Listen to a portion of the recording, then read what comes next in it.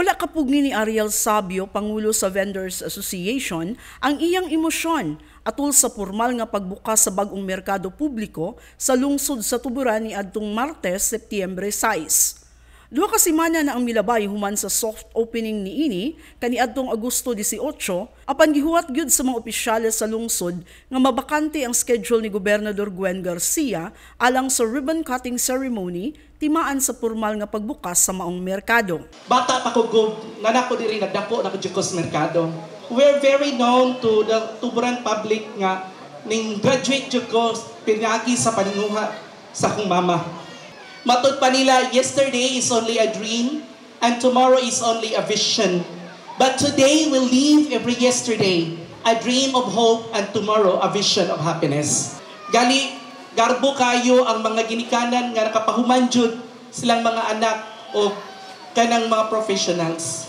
In behalf sa Tuburan Public Market nga naanan niya kuan, kanang fan, daghang kay salamat, Gob. Kaning market niya sa sudin mong balik manghinaot mi nga magpadayon ning limpyo o hapsay.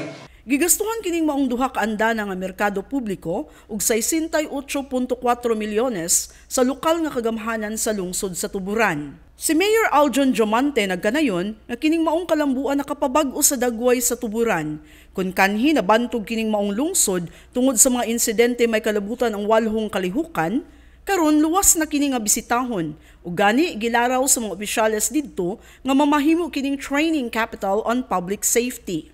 Ang kana ra ba himuon nato na siya nga Heroes Park, no? So atong hero nga mao si General Arcadio Maxilom, Dr. Jose Rizal, diha nato ibutang. So mahimo ni siya training capital sa public safety. So sa unang panahon mahadlok ang taga-syudad marik Tuburan kay daghang NPA, karon malipay na silang maari diri kay safety naman jud kaayo. Ya, dili lang ang masubanon ang safety gugri labi na gyud ka kay pinangga kay kanamo. Gawa sa bagong merkado sa maong lungsod, mo-expand na unya ang pantalan sa Tuburan ug gastuhan usab kini sa lungsod ug moabot 200 milyones ka pesos. Sa pagkakaron, ang pantalan sa Tuburan nga nagserbi og Tuburan Escalante Negros Occidental nga ruta, makadawat lang og usa ka cargo vessel matag higayon. Apan sa bag-o unyang pantalan, unom na ka barko ang madawat niini. Gikan sa Tuburan, moabot lang og 90 minutos ang biyahe padung sa Escalante sa Negros. Sama ra kini kadugay sa biyahe gikan sa syudad sa Sugbo padung sa lungsod sa Tuburan agi sa Trans Central Highway.